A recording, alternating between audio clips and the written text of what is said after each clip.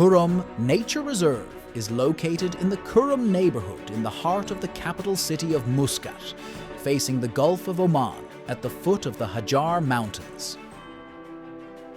The site is internationally important as it supports one of the largest areas of natural mangrove forests along the east coast of the Arabian Peninsula, as well as in the Oman Sea ecoregion.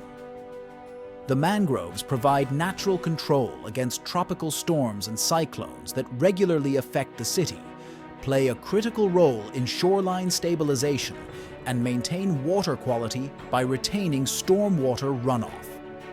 In addition, the mangroves sustain the rich biodiversity of the biogeographic region by supporting essential ecological processes for over 40 fish species.